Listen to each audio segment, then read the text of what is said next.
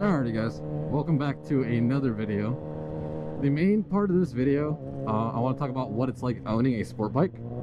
But before that, we have some things to go over. Kind of give you guys a little update on with the channel. But before we get into the topic of the video, I want to give you guys a channel update on where we are with things and videos. What happened to my mirror? But yeah, essentially, before we get into the main part of the video, I do want to give you guys an update. I am cooking currently in this heat. I'm wearing a thermal shirt because I'm meeting up with my buddy and we're gonna go down to the coast to grab some food. But yeah, today is Saturday, November 8th. It's a beautiful Saturday out. This is actually the last good weekend we have with this weather for riding. Because next weekend it's all rain and thunderstorms and it's just sad because I can't ride. But you know, if there's any open window, the day, you know, stops raining and dries up a little bit, I'm definitely gonna take this out because I do want to get back into making videos more frequently. I like making videos. I like posting content on Instagram, and it's more of a hobby than an actual, I'd say, business pursuit. I just like creating, and if creating gets me there, then I'll be wonderful. Someone is connected to my cardo. Hello. Hello there. Hi everyone, this is Ryan, Shifty 650, who we're meeting up What's with. that? I'm at half a tank, by the way. Okay, we can get gas at the end then. Okay. Dude, it sounds like you're fucking dying. And why is your visor down? Breathe. Okay, so I know many of you have been keeping up with the series, and I know that's been put on hold. I've been trying to figure out different mic setups because my mic isn't the greatest. I'm sure there's popping noises going on currently. I don't know if it's because I have an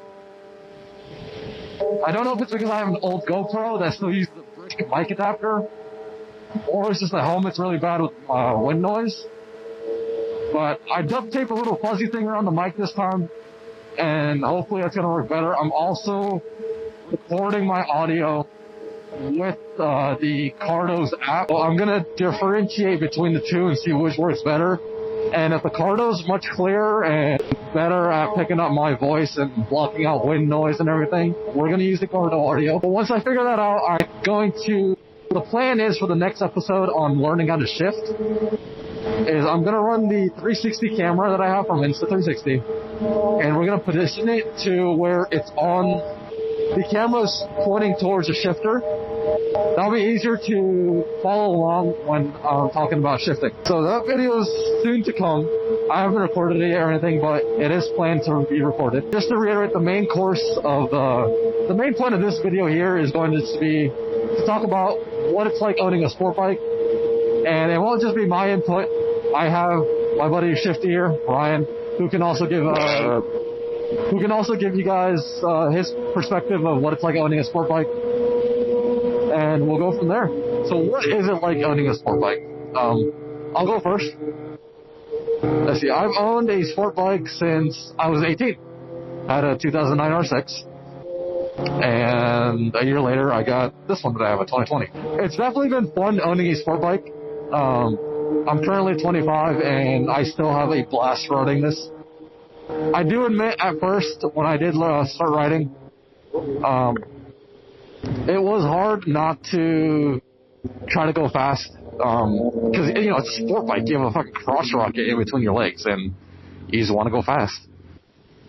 But, and I mean, don't get me wrong, I did. I had my fun. It's as you get older, you kind of realize going fast is fun, but going fast all the time isn't fun. Sometimes it's nice just to ride and enjoy. Granted, depending on what kind of sport bike you have, you know, you will have back problems from being hunched over for long rides, but it's something you kind of get used to. That's a nice beamer. It's something you get used to. I don't know, I just say over the years, I've had a lot of fun for it. I don't think I'm ever going to, let me take that back. eventually I will get rid of the sport bike because there's going to be a point where you can't ride a sport bike. But I'll try to enjoy it as much as I can for as long as I can, really. And I don't regret buying a sport bike. I wouldn't regret buying a Harley. Kidding. Those are cool too. I don't know. What do you have to say? What's it been like owning a sport bike for you? Man, well, the little background for me, I started riding dirt bikes when I was about 16 years old. Definitely riding street is a whole different thing on its own, because you actually have traction for the most part. I mean, besides oil, besides rain, painted lines, everything else. I mean, it's a totally different feel. So I feel like dirt definitely made me a better rider. I really love just the body positioning, or just the riding position of the Super Sport. And like Reggie said, it's, especially in the beginning when you're riding street on these things, there's so much power, you just want to use it. It's different, like power to weight, because a lot of you guys, I'm assuming, just drive just traditional sedans, trucks like myself, like, nothing really too flashy. But yeah, you definitely have to have some sort of self-control. And like Reggie, the older I got, it's just the less desire I had to kind of gun it all the time. I mean, there's a time and place for it, but I've definitely mellowed out a lot. And just for the record, I'm 27, so I'm kind of almost on status at this point. But yeah, this is my... Huh? We're both on status. No, you're not even close. Well, yeah, definitely though, I'd say the Super Sport riding position is definitely my favorite. It's not for everybody. If you really want to start on something like this, you got to have a lot of self-control, I'd say. There's some people say, oh, I started on a 1000. Great. That's not for the average person. Just take your time with it. Enjoy it, because you want to do this for the rest of your life. And you want to extend that as long as possible, not make it the rest of your life tomorrow. If that makes any sense. Definitely makes sense, because, I mean, there's definitely people that are like, oh, I'm going to start on 1000, get it over with. And it's like, all right, if you want to do that, it's your decision at the end. But advice would be, don't start on the 1000. You can start on the 600. But starting on the 600 really comes down to rider maturity and throttle control. Oh, I want to add something onto that, and that's cool. So, like with this bike, the 2024 is the X6, and his R6, that's the 2020. A lot of them have power modes. So if you really do want to start on a 600 like this, you can.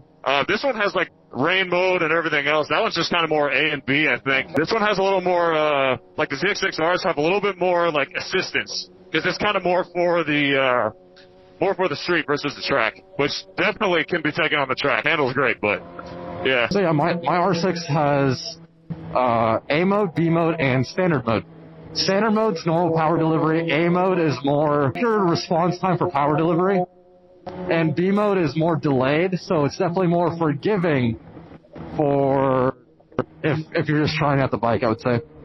But I've ridden on B mode, and honestly, you do notice a difference, and it's more tame, I should say. Way more tame. But yeah, you can completely start on the 600. But going back into, what it's been like owning one, it's pretty much what I can say. It's been really fun. I've had a fun time. I've met a lot of great people on this. It's definitely something, once you get into, you want to prolong it, so don't be stupid, You'll see all these videos of people going, oh yeah, run from the cops, this and this.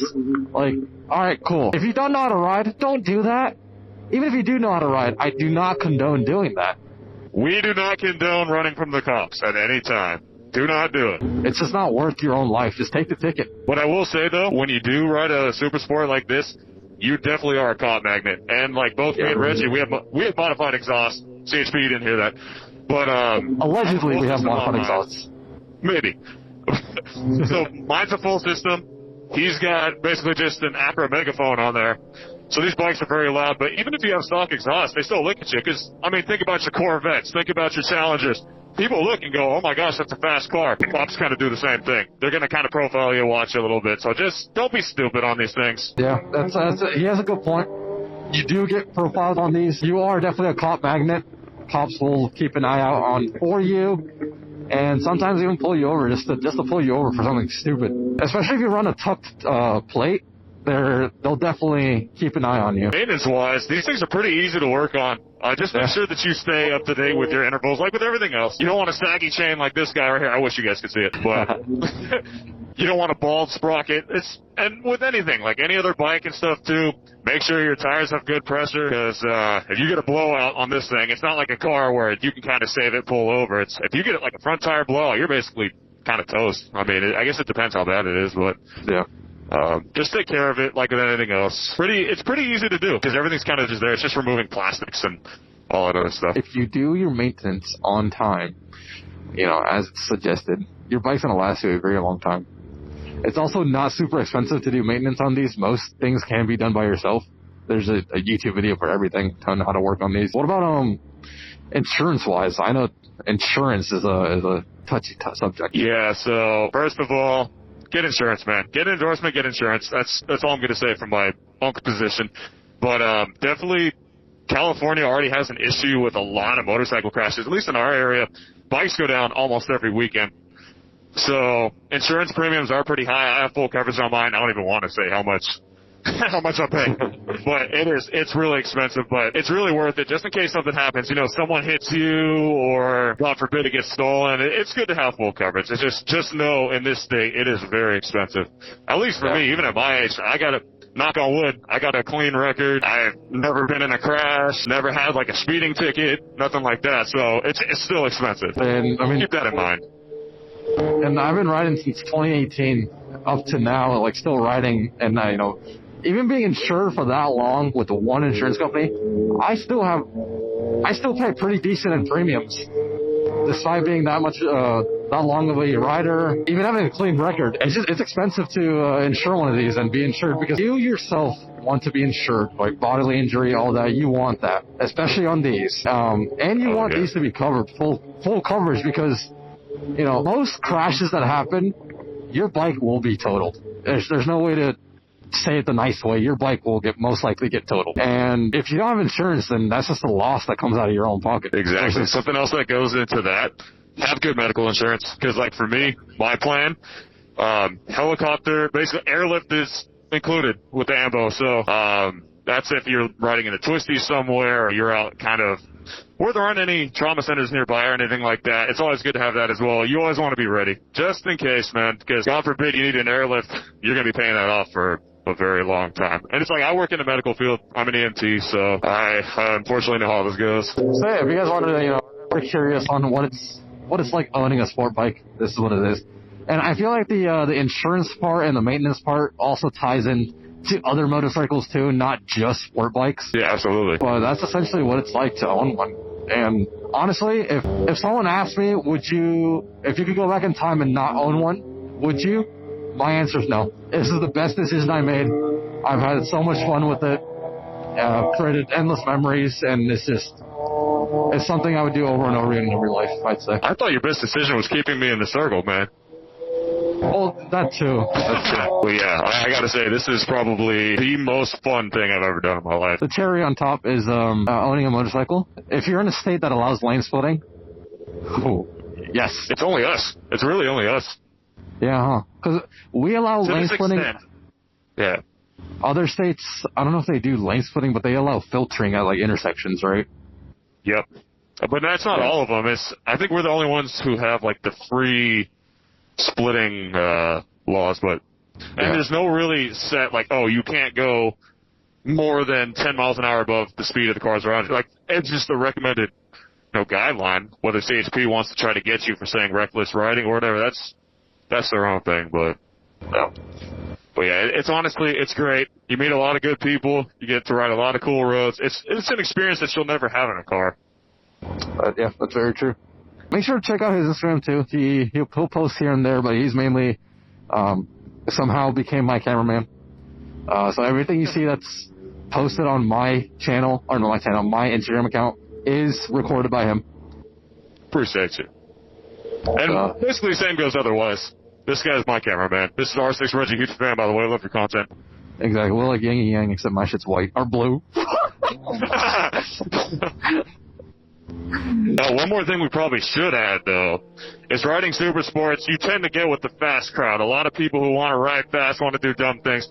But just always ride your own ride. That's the big thing. Don't let your ego get the best of you. There's no shame in slowing down. You want to get there safely. You want to get there alive. Ride your own ride.